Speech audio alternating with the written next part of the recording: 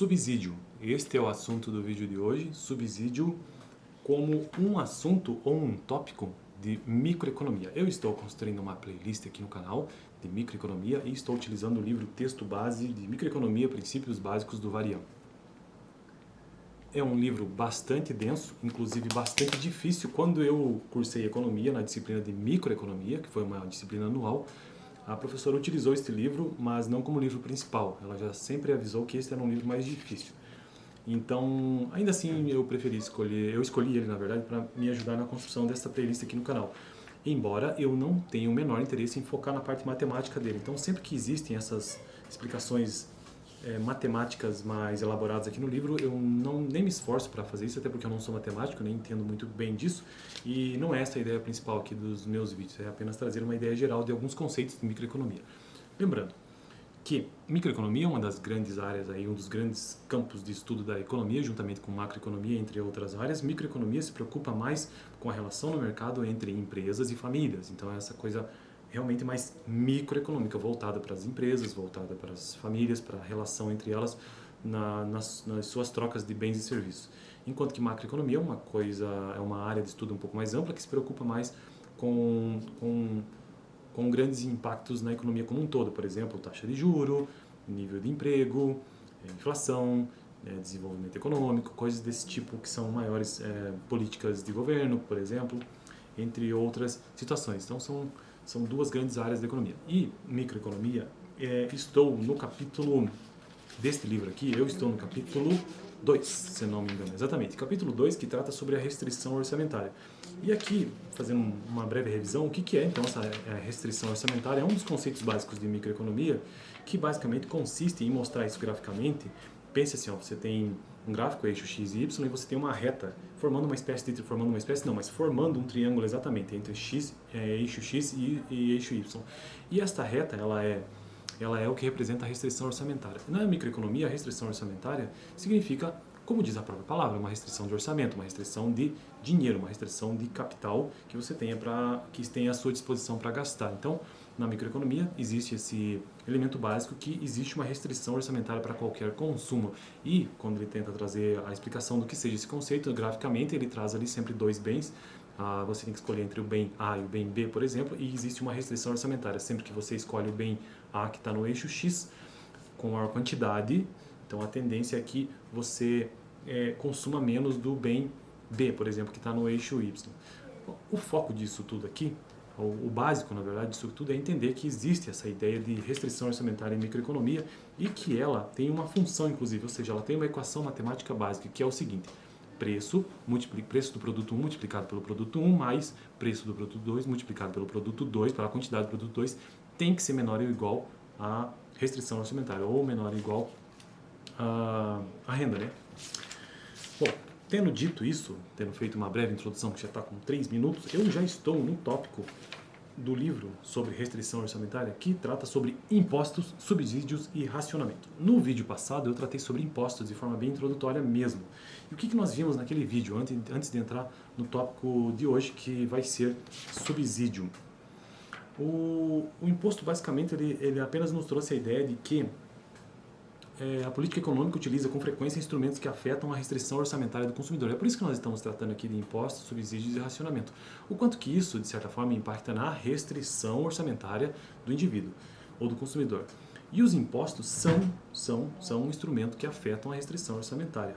Só imaginar você mesmo, quando vai fazer suas compras na tua restrição orçamentária, o quanto que o imposto não impacta sobre isso. E aí o autor aqui nos trouxe dois tipos de orçamento, que é o orçamento, dois tipos de impostos, que são os impostos sobre o valor, também conhecido como ad valorem, acredito que seja isso, né?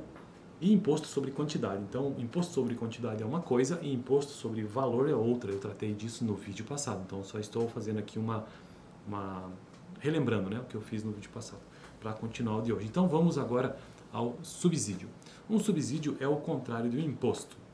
No caso de um subsídio de quantidade, o governo dá ao consumidor uma quantia que depende da quantidade que ele, consumidor, compra do bem. Então aqui nós também já temos uma diferenciação do subsídio, que ele é o contrário do imposto, né? Ou seja, ele ele não acrescenta coisa alguma, na verdade é o contrário. Então, no caso do subsídio, também existe o subsídio de quantidade. O governo dá ao consumidor uma quantia que depende da quantidade que ele, o consumidor, compre do bem. Se, por exemplo, o consumo de leite fosse subsidiado, o governo pagaria uma quantia a cada consumidor de leite, dependendo da quantidade que cada um comprasse. Se o subsídio fosse de S unidades monetárias por unidade de consumo do bem, do ponto de vista do consumidor, o preço do bem seria P1 menos o subsídio, o que tornaria a reta orçamentária menos inclinada. Então, a reta orçamentária, ao invés de ela ser tão inclinada, ela seria menos inclinada. Do mesmo modo, um subsídio ad valorem, ou seja, no valor, né, baseia-se no preço do bem subsidiado. Se o governo devolver $1 para cada $2 doados para a caridade, essas doações estarão sendo subsidiadas a uma taxa de 50%. Em geral, se o preço do bem em 1 for de P1 e esse bem beneficiar-se de um subsídio ad valorem a uma taxa, o preço real do bem em 1 para o consumidor será ele traz uma equação matemática aqui apenas para a gente ter uma ideia. Podemos verificar, ou seja, é 1 menos essa taxa multiplicado pelo preço, que é diferente de quando apenas é sobre a quantidade. Então, quando é sobre um valor, você tem 1 menos esta taxa multiplicado pelo preço daquele bem. Enquanto que o subsídio sobre a quantidade é simplesmente P1, ou preço do produto 1, menos o subsídio.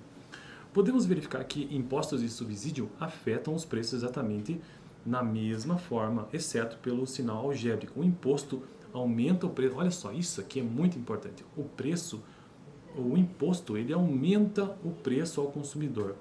Já o subsídio diminui. Deixa eu dar uma olhada se vale a pena eu continuar aqui, se ele não entra em um outro assunto. Eu acho que eu vou avançar mais um pouquinho aqui. Então, até agora nós entendemos que impostos aumentam os preços, enquanto que subsídio diminui os preços ao consumidor. Outro tipo de imposto ou subsídio que o governo pode usar é um imposto ou subsídio de montante fixo. Então, veja que montante fixo é um misto, né, entre imposto ou subsídio. Outro tipo de imposto ou subsídio que pode ser, nesse caso, tanto um imposto como um subsídio, na verdade, né? É um imposto ou subsídio de montante fixo. Se for um imposto, isso significa que o governo se apropria de uma quantia fixa de dinheiro, independente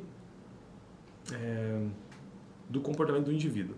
Então, um imposto de montante fixo faz com que a reta orçamentária de um consumidor se desloque para dentro, em virtude, ou seja, ela reduza em direção ao eixo central, ali, o encontro de XY, se desloca para dentro em virtude da redução da renda monetária. Similarmente, um subsídio de montante fixo faz com que a reta orçamentária se desloca para fora, se afastando daquele eixo do encontro XY.